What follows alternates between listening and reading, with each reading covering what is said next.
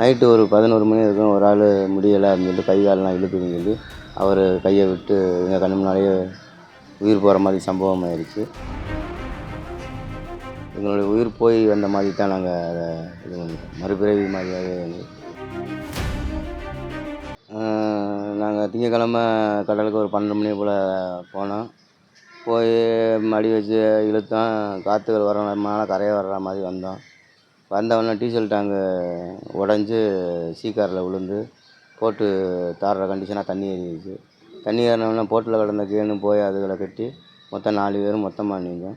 Night ஒரு 11 மணி இருக்கும். ஒரு ஆள் முடியலை அப்படின்னு சொல்லிட்டு கை காலெலாம் இழுக்குதுன்னு சொல்லி அவர் கையை விட்டு எங்கள் கண்ணு முன்னாலேயே உயிர் போகிற மாதிரி சம்பவம் ஆயிடுச்சு. மறுபடியும் நாங்கள் மீண்டும் தொடர்ந்து நீஞ்சிக்கிட்டே இருந்தோம். காலையில் ஒரு 8 மணி இருக்கும் கச்சத்தீவு தெரிஞ்சது. அதனால் நாங்கள் கச்சத்தீவை போய் தஞ்சம் அடைவோம்னு சொல்லி போனோம்னா கச்சத்தீவை விட்டு வெளியிலேயே போகிற மாதிரியாக இருந்துச்சு.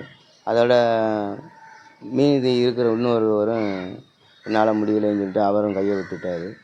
அப்போ நாங்கள் 2 பேர் இருந்தோம். அப்போ நீங்கள் இருந்துக்க, நான் கச்சத்தீவில் போய் நான் நேவல்ல இருந்தால் சொல்கிறேன்னு சொல்லிட்டு கச்சத்தீவுக்கு நீஞ்சி போனேன். நீஞ்சி போய் கச்சத்தீவில் ஏறினவுடனே என்னால் முடியலை. அதுக்கப்புறம் வந்து நேவிக்காரங்க வந்து எனக்கு தண்ணி தெளித்து எல்லாம் இது பண்ணி கேட்டாங்க. நான் இந்த மாதிரி ஒரு ஆள் நீந்தி வர்றாப்புல, அவங்கள காப்பாற்றுங்கன்னு சொன்னேன். போய் ஒரு 10 நிமிஷத்துலேயே அவங்களையும் தூக்கிட்டு வந்துட்டாங்க.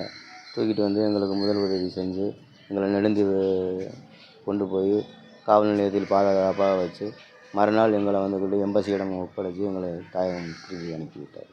எத்தனை கிலோமீட்டர் நீஞ்சிருக்கீங்க? 10-12 கிலோமீட்டர் நாங்கள் நீஞ்சிருக்கோம். அந்த தருணத்தில் எப்படி ஃபீல் பண்ணீங்க? எங்களுடைய உயிர் போய் வந்த மாதிரி தான் நாங்கள் அதை இது பண்ணிட்டோம். மறுபிறவி மாதிரியாகவே. செய்திகளை உடனுக்குடன் தெரிந்து கொள்ள உடனே சப்ஸ்கிரைப் பண்ணுங்க.